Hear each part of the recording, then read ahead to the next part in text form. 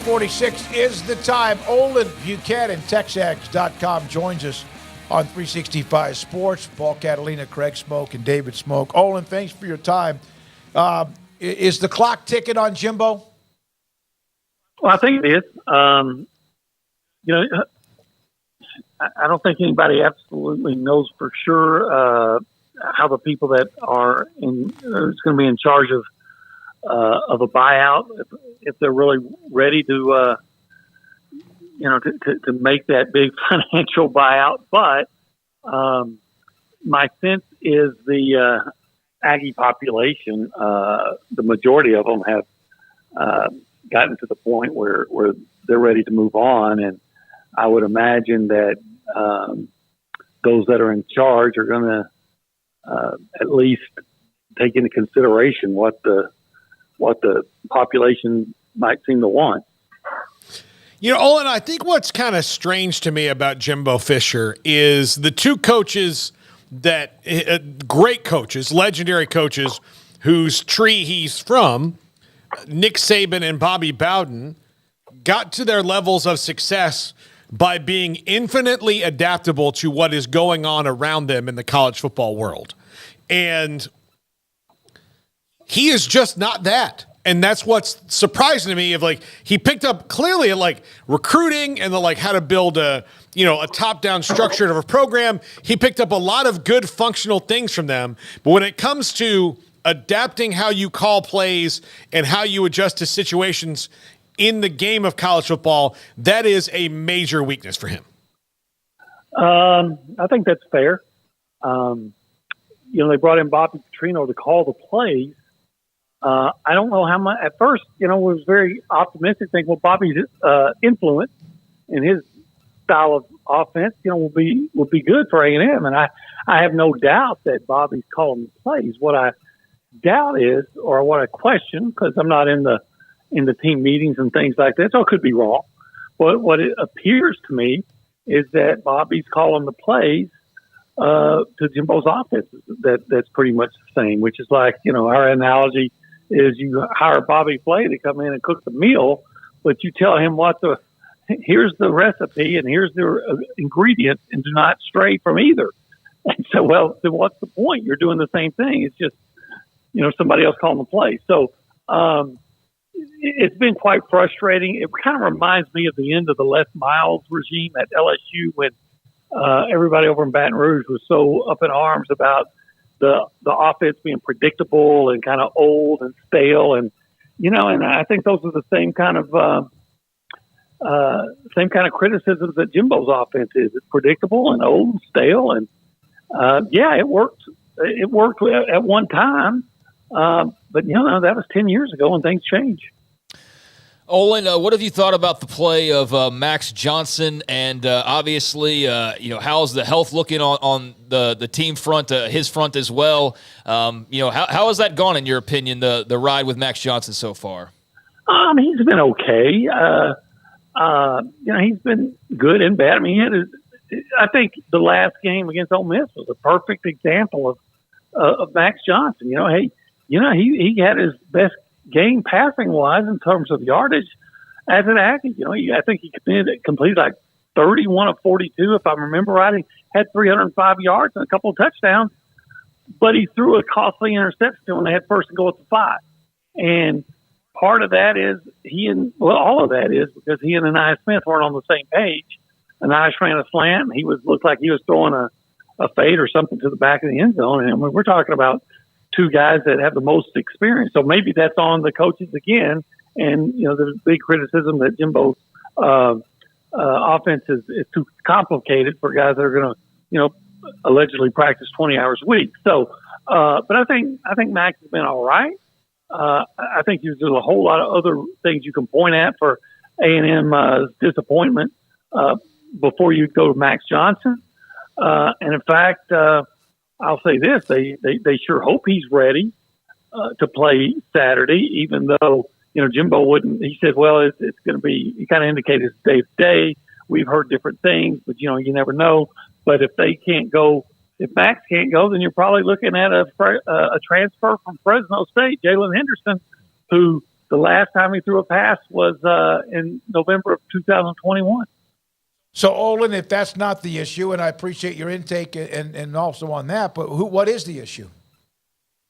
Well, again, I think the offense is pretty predictable.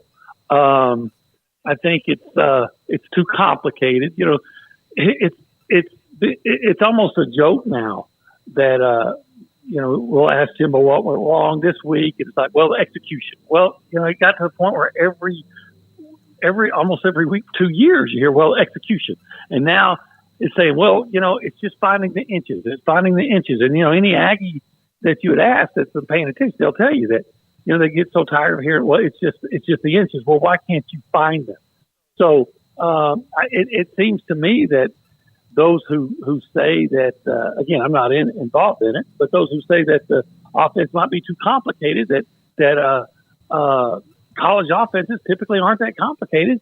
Maybe that has something to do with it. If so many games you come up and you say, well, it's just the inches. We didn't execute. It was one mistake. But it's been that for really better part of 3 years now.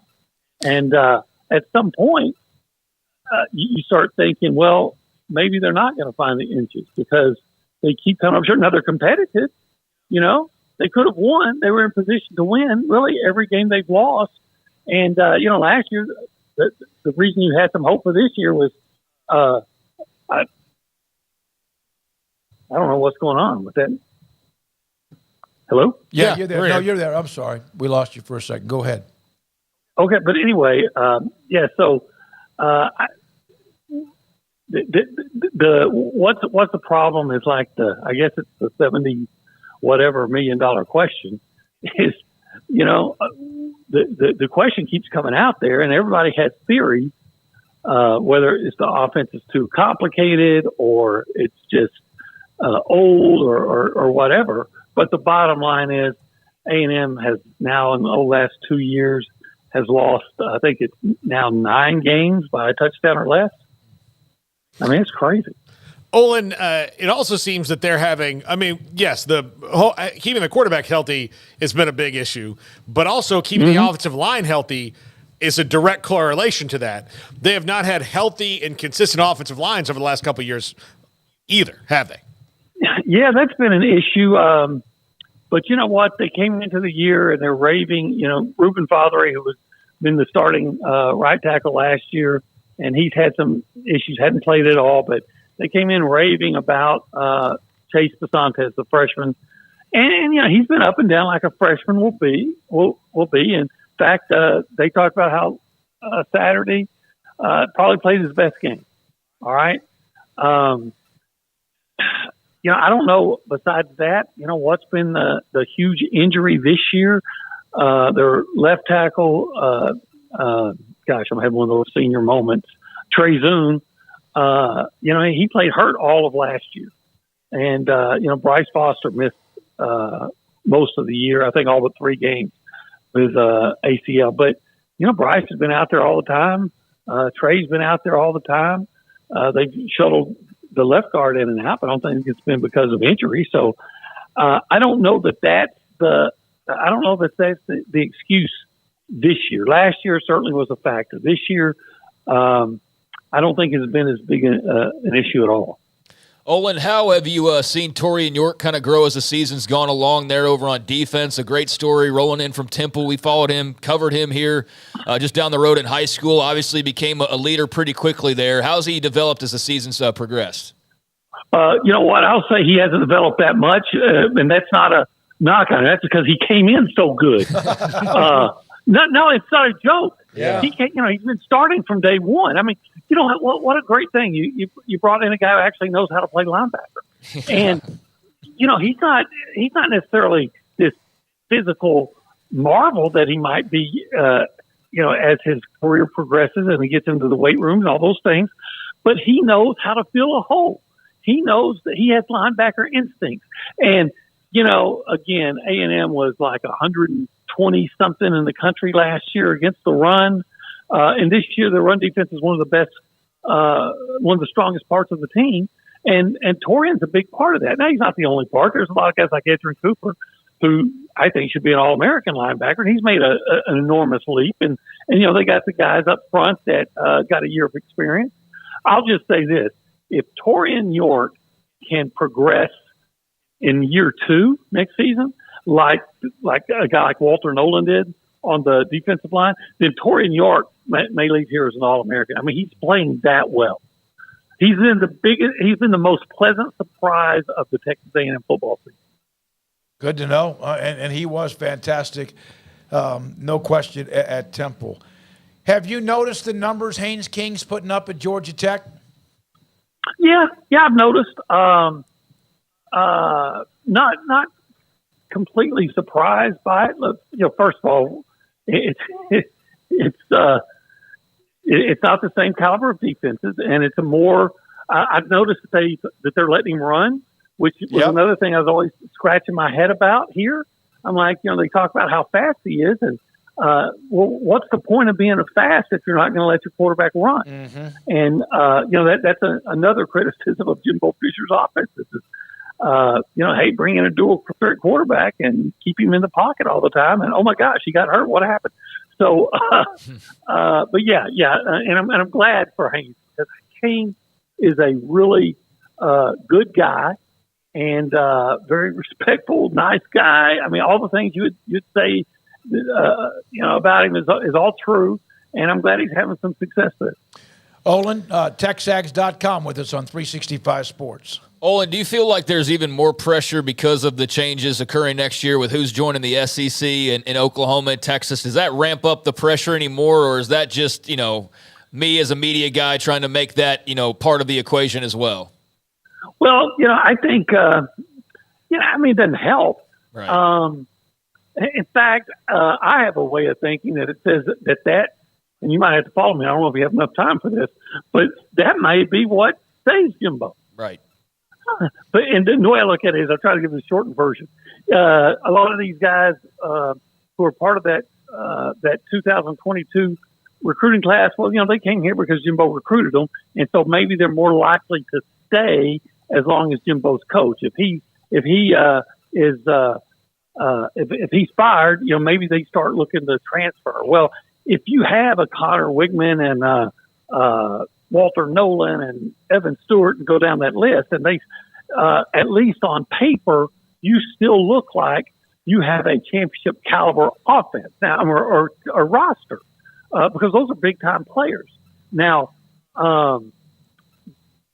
you may not get it done on the field with those guys because they haven't been, but at least you have the talent. You have the roster with talent.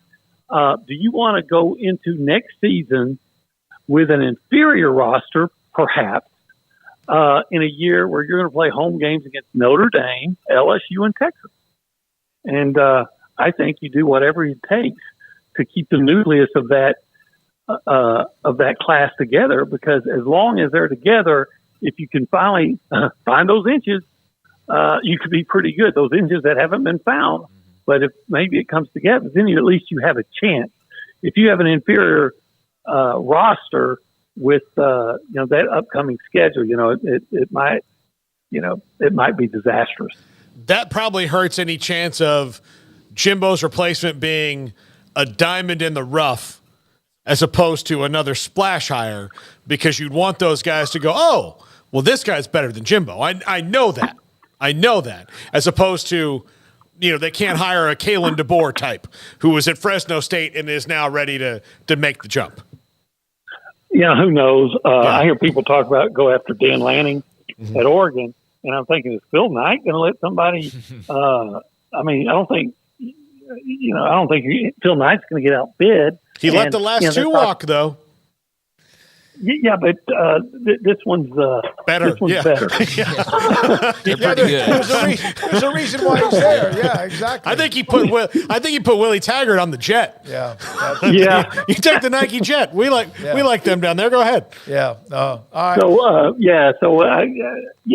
That may be a tough one to go. It'll be interesting. I don't know if Jimbo's going to get fired or not, but it's definitely going to be interesting to see what happens in the next few weeks. Olin, good stuff, man. Thank you very much. Appreciate your time. You have another one? Olin Buchanan, TexAgs.com with us on A&M. Another frustrating season that just seems like it's the same thing as it's been the last couple of years.